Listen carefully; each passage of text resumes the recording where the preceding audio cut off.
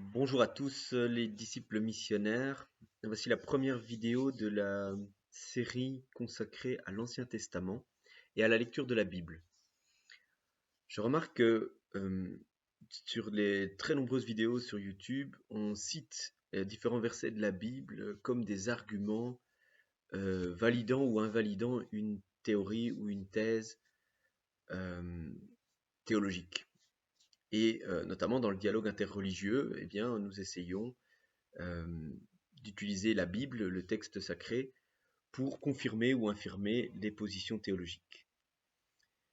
Et la question qu'il conviendrait de se poser, c'est comment entrer dans le texte biblique. Parce que toutes ces phrases que nous utilisons pour prouver nos arguments viennent d'un certain contexte ou une certaine portée théologique, et si on est croyant, sont des paroles révélées par Dieu. Je pense que le minimum sur lequel nous devrions être d'accord, c'est la prudence avec laquelle nous utilisons ces phrases.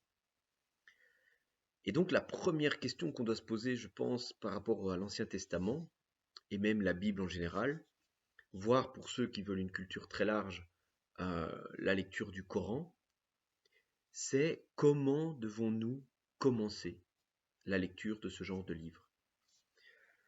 Alors, en jouant aux échecs, j'ai eu à un moment donné cette idée que nous devrions nous en inspirer pour commencer notre lecture de la Bible. Je m'explique. Aux échecs, il y a ce qu'on appelle les principes d'ouverture. Pour ceux qui ne connaissent pas, je vous invite à aller voir des vidéos sur YouTube, il y en a énormément. Et ces principes d'ouverture, quand ils sont connus, permettent d'avoir une partie dynamique, stratégique, et qui nous permettent d'utiliser correctement les différents pions. Eh bien, il m'est apparu, comme outil pédagogique, que c'est une bonne façon d'ouvrir la Bible. Je m'explique. Par exemple, vous vous dites, oh, j'aimerais bien savoir ce qui est contenu dans la Bible. La Bible est un bouquin qui fait plus ou moins 3000 pages, et évidemment, on peut très facilement vous sortir un verset et vous décontenancer par son contenu. Et une des premières stratégies d'ouverture, ce serait de commencer par la première phrase de la Genèse. Au commencement, Dieu créa le ciel et la terre. Je ne dis pas que c'est une mauvaise ouverture, mais je dis qu'elle peut être difficile. Parce que si vous voulez lire la Bible de la première lettre à la dernière lettre, donc pour les chrétiens en terminant par l'Apocalypse de Saint Jean, ou par exemple pour les Juifs en terminant par le livre des Chroniques, eh bien, vous risquez premièrement de vous décourager, deuxièmement de ne pas bien comprendre les liens et les interactions qu'il y a entre les différents livres de la Bible, et vous risquez aussi d'être surpris et d'avoir une interprétation qui soit beaucoup trop personnelle et mal construite. Imaginons, pour reprendre les échecs, que vous vous disiez je vais ouvrir mon jeu par A4. Donc vous ouvrez votre jeu par le pion qui est à gauche de l'échiquier et vous l'avancez de 2 pions. Et vous dites après j'avancerai le pion B4, puis C4 et ainsi de suite. L'idée étant de vous faire une ligne de pions devant vos pièces. L'idée n'est pas spécialement idiote, mais l'adversaire, entre chacun de vos coups, évidemment, va agir pour pouvoir vous mettre en échec et mat. Alors, la comparaison vaut ce qu'elle vaut, mais il y a deux adversaires lorsque l'on commence à lire la Bible. Le premier adversaire, c'est notre culture, nos a priori et nos ambitions personnelles. Nous pouvons trouver dans la Bible à peu près tout ce que nous voulons comme vérité personnelle, si nous n'utilisons pas la Bible correctement. Et le deuxième adversaire, qui est un adversaire de foi, c'est évidemment le démon, Satan, les mauvaises pensées. Et il est un acteur de la lecture de la Bible. J'en veux pour preuve tout simplement sa présence dans les Écritures à différents endroits, et notamment à la tentation de Jésus au désert, par exemple en Matthieu chapitre 4, eh bien, on observe que Satan connaît la Bible. il récite des versets de la Bible et il les utilise contre Jésus. Eh bien, il utilise la même façon de fonctionner avec nous. Du coup, je ne veux pas vous dire que c'est totalement impossible de lire la Bible de la première lettre à la dernière lettre, mais à moins que vous soyez un joueur exceptionnel, donc pour reprendre les termes chrétiens, si vous êtes vraiment dans une attitude de prière et rempli de l'Esprit Saint, aucune lecture de la Bible ne sera mauvaise pour vous. Mais je pense qu'il est utile de connaître sa faiblesse personnelle et donc d'utiliser des ouvertures qui ont déjà été réfléchies par les grands maîtres qui nous ont précédés. Comme dans les échecs, avant qu'on ait des programmes informatiques qui nous permettent de devenir aussi bons que Magnus Carlsen en copiant tout simplement les conseils du PC, il y a eu des grands maîtres qui ont défini les ouvertures et étudié les différentes variantes et les différents problèmes que ça pouvait causer. Alors, comme c'est la première vidéo, je vais simplement vous donner un conseil, donc une ouverture de la Bible que moi je trouve particulièrement pertinente. Alors, comme je suis chrétien catholique, je m'adresse principalement à des chrétiens catholiques qui ont peut-être déjà un peu de culture chrétienne et qui veulent progresser dans leur foi. Je vous rappelle que le but de cette chaîne, c'est de faire progresser les chrétiens catholiques, spécialement en Belgique, parce que culturellement je connais mieux la Belgique puisque je viens de Belgique, pour devenir des disciples missionnaires. On pourrait traduire, comme dirait le catho de service, pour devenir saint. Parce que c'est ça finalement notre objectif. C'est pas d'être plus intelligent, c'est pas de convaincre tout le monde autour de nous, peu importe la qualité de l'argument. L'objectif du chrétien catholique, c'est de devenir saint. Et la sainteté est profondément ancrée dans la Bible. Alors, voici un premier principe d'ouverture. Si vous voulez connaître la Bible, voilà ce que je vous conseille. Le premier conseil, c'est d'adopter une méthodologie de lecture. Donc, premier principe d'ouverture, je vous dirais, partez d'un texte qui vous parle particulièrement. Vous prenez un texte, quel qu'il soit, peut-être du Nouveau Testament, par exemple, si vous êtes chrétien catholique, et qu'il y a un passage de l'Ancien Testament, du Nouveau Testament, pardon, qui vous plaît particulièrement, qui vous intéresse, et vous dites, tiens, je vais méditer ce verset, ce passage, cette péricope, pour en apprendre l'essence même, vraiment pour aller au bout des choses. Du coup, pour revenir aux échecs, vous apprenez les principes d'ouverture, et puis vous allez apprendre toutes les variantes, toutes les évolutions possibles, et toutes les innovations qu'il a été possible d'amener à cette ouverture. Prenons par exemple le Magnificat. Donc, voilà. C'est un texte que beaucoup de chrétiens apprécient. C'est un texte qui est récité, enfin, qui est proclamé par la Vierge Marie quand elle rend visite à sa cousine Élisabeth. C'est un texte que, dans la tradition chrétienne, on récite tous les jours, en tout cas quand on prie la liturgie des heures, et qui est un texte assez universel.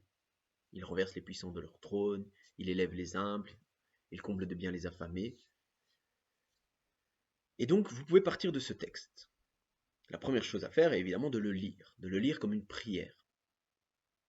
Ensuite, c'est de vous poser la question, qu'est-ce qu'il y a avant ce texte? Qu'est-ce qu'il y a après ce texte? Quel est en gros son contexte? Donc, le Magnificat, vous le savez peut-être, est situé dans l'évangile de Saint Luc. Donc Saint Luc, dans l'ordre scripturaire, c'est le troisième évangile, Matthieu, Marc, Luc. Et il prend place dans le premier chapitre de Luc, qui est le chapitre de l'Annonciation de Jésus. Du coup, une fois que vous avez médité le Magnificat, eh bien, je dirais que le premier réflexe serait de lire le chapitre dans lequel il se trouve en entier, pour voir pourquoi ce texte se trouve à cet endroit-là. Quel est son lien avec ce qu'il précède et ce qui le suit. Vous verrez que vous avez avant un autre texte très important de la liturgie des heures qui est le cantique de Zacharie. Béni soit le Seigneur, le Dieu d'Israël, qui visite et rachète son peuple. Vous suivrez la façon dont l'ange Gabriel annonce la venue de Jésus à Marie. Vous verrez aussi la façon dont Marie répond à l'ange Gabriel. Vous verrez aussi les liens qu'il peut y avoir, par exemple, entre l'annonciation à Zacharie, qui a lieu dans le même chapitre, et l'annonciation qu'il y a lieu avec la Vierge Marie. Vous pourrez comparer qu'est-ce qui est similaire, qu'est-ce qui est différent. Pourquoi Zacharie subit une punition par la privation de la parole, alors que la Vierge Marie, elle, s'exclame par son Magnificat. Vous pourrez voir aussi que après le Magnificat, lorsque Jésus est présenté au temple, eh bien, nous avons encore une autre prière extrêmement importante de la liturgie des heures, qui est le cantique de Siméon. Et donc le cantique de Siméon, maintenant Seigneur, tu peux laisser ton serviteur s'en aller dans la paix, car mes yeux ont vu le salut que tu prépares à la face des peuples. Alors déjà, première chose qu'on peut remarquer en lisant simplement ce chapitre, c'est que les textes sont dans le bon ordre par rapport à la liturgie des heures. Béni soit le Seigneur, le Dieu d'Israël, cantique de Zacharie, on est avant le Magnificat, et c'est une prière qu'on récite au laude, donc prière du matin. Magnificat, proclamation de la Vierge Marie, nous sommes au milieu du jour. Et cantique de Zacharie, nous sommes au compli, prière avant de dormir. Donc voilà déjà une mise en contexte d'un texte que peut-être vous appréciez, qui est le Magnificat. Ensuite, si vous êtes toujours intéressé de continuer de progresser sur ce sujet, la question qui peut vous habiter, c'est d'où vient ce texte? D'où vient cette culture? D'où vient ce passage de Saint Luc? Alors évidemment, ce n'est pas une question de nier la réalité historique de l'Annonciation. Il faut, dans la méditation et la prière, réfléchir, penser, visualiser ce qui s'est passé. Mais il est extrêmement intéressant, par exemple, d'aller sur Internet et d'essayer de trouver des liens intertextes entre le Magnificat et d'autres passages de la Bible.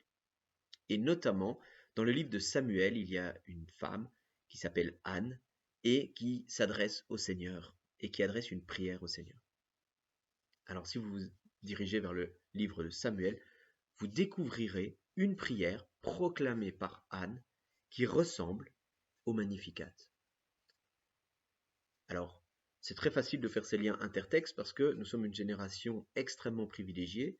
Nous disposons d'Internet et sur Internet, il existe énormément de sites web qui font ces liens intertextes. Pourquoi est-ce que ça permet de progresser dans la lecture de la Bible?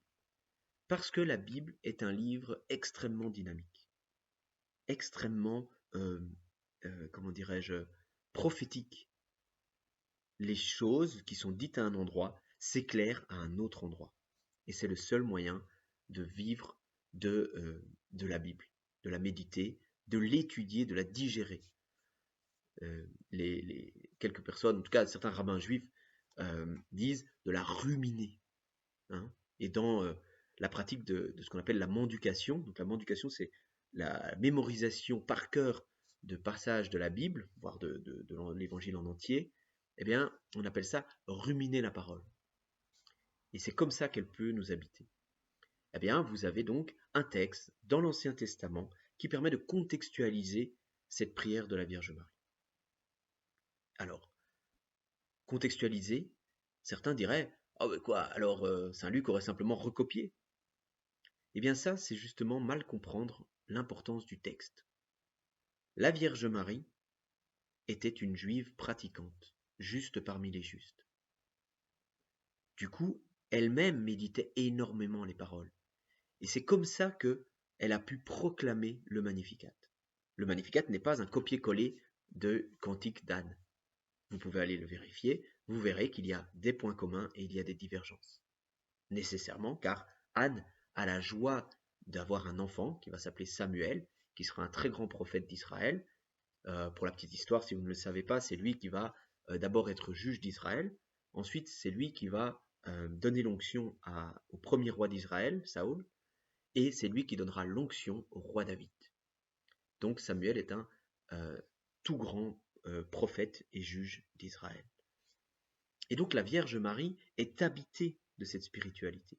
elle est habitée profondément du judaïsme, forcément, même intégralement d'ailleurs. Et donc, la Vierge Marie est habitée de cette parole de Dieu, de cette joie divine qui consiste à exprimer sa joie lorsque Dieu agit dans notre vie. Alors, voilà pour l'Ancien Testament. Si vous avez des habitudes interreligieuses, vous pouvez être amené à vous demander, tiens, la Vierge Marie, dans le Coran par exemple, eh bien, il y a plusieurs sourates qui en parlent. Et vous pouvez aller, si vous voulez, comparer l'Annonciation à la Vierge Marie avec l'Annonciation que vous avez en Saint Luc. Je ne m'étends pas là-dessus parce que je pense que la première urgence d'un chrétien, c'est d'apprendre à connaître la Bible, à l'étudier et à en vivre avant de faire des liens interreligieux qui sont beaucoup plus complexes parce qu'il faut, en plus de toute cette intelligence des Écritures, rentrer dans des théologies qui sont fondamentalement différentes entre le judaïsme, le christianisme et l'islam. Alors, pour continuer notre ouverture, pour reprendre la comparaison avec les échecs, nous avons donc d'abord médité et prié le Magnificat. Nous avons lu le chapitre 1 de Saint Luc et nous avons donc mis dans le contexte le passage du Magnificat. Ensuite, nous nous sommes déplacés vers l'Ancien Testament et nous avons découvert le livre de Samuel et notamment la proclamation de Anne qui obtient par sa prière un enfant qui sera Samuel, donc juge et prophète important, j'allais dire du judaïsme d'Israël, puisque c'est lui qui va oindre David. Ce qui n'est pas rien, puisque le Messie, je vous le rappelle ou je vous l'apprends, ça veut dire celui qui est oint. Ça veut dire que Jésus, le Messie, est oint. Et donc ces liens intertextes ont des liens aussi théologiques. Ensuite, si vous voulez aller encore plus loin, donc vous avez découvert le livre de Samuel, vous l'avez lu, ça vous a plu. La question qui se pose, c'est est-ce que on peut faire d'autres liens intertextes, pardon. Alors, avec de nouveau différents sites web sur Internet, vous trouvez facilement aussi des liens entre le Magnificat et différents psaumes. Alors, ça peut vous amener à lire ces psaumes et de voir dans ces psaumes quel est le contexte de chacune des phrases du Magnificat. Donc, l'évocation du rôle de Dieu qui tire le faible de la cendre, c'est dans les psaumes. L'évocation de Dieu qui prend soin du pauvre face aux puissants, c'est évidemment dans les psaumes. Vous pouvez aussi vous poser la question de l'annonciation dans l'Ancien Testament. Donc, l'annonciation à Zacharie, l'annonciation à la Vierge Marie ne sont pas des passages uniques et propres au Nouveau Testament. Il y a de très nombreux passages dans l'Ancien Testament qui évoquent ces annonciations. Alors, pour vous en citer quelques passages, mais il y a d'abord l'annonciation à Abraham. Vous connaissez sans doute l'histoire d'Abraham et de Sarah qui n'ont pas d'enfants. Et Dieu promet une descendance large et longue à Abraham. Et il va recevoir une annonciation, même plusieurs annonciations, mais une toute particulière sous le chêne de Mamré, où des anges viennent lui confirmer que l'annonciation qui lui est faite est d'avoir un fils propre de Sarah. Sarah qui, dans le livre de la Genèse, est bien mentionnée comme étant une femme d'un certain âge, largement au-delà de la capacité biologique d'avoir un enfant. Donc nous avons Sarah qui ne peut pas avoir d'enfant car elle a dépassé la période biologiquement compatible avec le fait de tomber enceinte. Avec la Vierge Marie, nous avons une impossibilité qui est physiologique, le fait qu'elle soit vierge.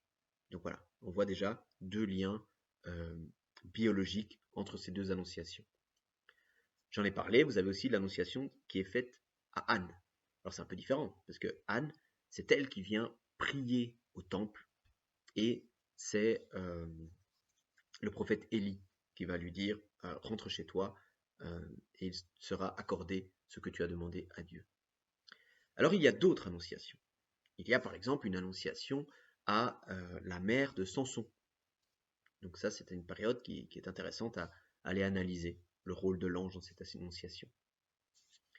Donc vous voyez que par un texte du Nouveau Testament, on a pris le Magnificat pour l'exemple, mais on pourrait faire le travail avec d'autres textes, il est possible de voyager dans la Bible et de faire, comment dire, la découverte d'autres passages de la Bible. Et c'est par ces intertextes que nous pouvons rentrer dans la logique de la révélation de Dieu. Par exemple, pour ceux qui connaissent bien le Magnificat, il y a la mention d'Abraham dans le Magnificat. Et donc, c'est très intéressant par rapport au fait que Abraham est le premier qui dispose d'une annonciation. Et il est non seulement le premier qui dispose d'une annonciation, mais il est aussi le père des croyants. Il est aussi le premier à obtenir une révélation de Dieu. Si vous suivez le texte de la Genèse, où nous avons la Genèse 1:11, qui est la période, on va dire, pré-patriarche, donc Adam, les descendants d'Adam, Caïn et Abel, vous avez Noé, et puis vous arrivez à la génération d'Abraham. Et Abraham est donc, si vous vous en souvenez, dans un monde particulièrement païen, la connaissance de Dieu s'est presque évaporée du monde, et Dieu vient se révéler à Abraham dans sa recherche spirituelle. Et du coup, en Abraham, la promesse dont fait mention le Magnificat, il y a deux choses. La révélation de Dieu qui vient se faire connaître à Abraham et la réalisation d'une promesse, le fait d'avoir un fils. Voilà, je m'arrête ici pour cette première vidéo d'introduction à la lecture de l'Ancien Testament, en vous donnant une ouverture possible de la Bible, qui est de partir d'un texte que vous appréciez. Sans doute que vous connaissez mieux des textes du Nouveau Testament, mais je vous montrerai qu'on peut aussi partir de textes de l'Ancien Testament et rayonner dans la Bible. Soit simplement d'Ancien Testament vers Ancien Testament, parce que le livre est lui aussi extrêmement dynamique, extrêmement beau, extrêmement merveilleux. Il s'agit réellement de la révélation de Dieu. Il sera aussi possible d'aller évidemment dans d'autres passages du Nouveau Testament. J'ai voulu limiter ici la durée de la vidéo. Il sera évidemment possible d'aller dans les lettres. Il sera aussi possible d'aller dans l'Apocalypse, pour ceux qui ont des connaissances religieuses. Évidemment que l'annonciation de la Vierge se trouve aussi sous forme magnifiquement imagée dans l'Apocalypse. Mais voilà, je voulais vous offrir une première ouverture de la Bible et une première capacité à naviguer de façon guidée dans la lecture de l'Ancien Testament, sans vous faire avoir trop facilement par des contre-attaques, comme aux échecs. Si on respecte les principes d'ouverture, vous verrez, ça peut être amusant simplement d'y aller pour vous intéresser, même si vous ne connaissez pas les échecs et que vous n'aimez pas trop, mais simplement pour comprendre le mécanisme qui est de bien étudier les principes de l'ouverture que vous voulez appliquer, pour ne pas vous perdre et vous retrouver échec et mat par rapport à la parole de Dieu. Alors, échec et mat, pour moi, ça signifie deux choses. 1, perdre la foi. 2, ne pas développer de charité. Et 3, arrêter de lire la parole de Dieu, la Bible. Donc voilà, si vous arrivez à ces trois constatations, ça ne m'intéresse pas, je n'ai plus envie de lire, ça ne me rend pas charitable envers moi, envers Dieu ou envers mon prochain, et ça met en doute ma foi, c'est que votre ouverture soit était mauvaise dès le début, soit que les développements de l'ouverture n'ont pas été respectés, soit, une fois qu'on a dépassé les principes d'ouverture, j'en parlerai dans d'autres vidéos, évidemment il faut avoir des techniques stratégiques et positionnelles qui, s'ils ne sont pas respectés, vous amènent à un échec et mat. Voilà.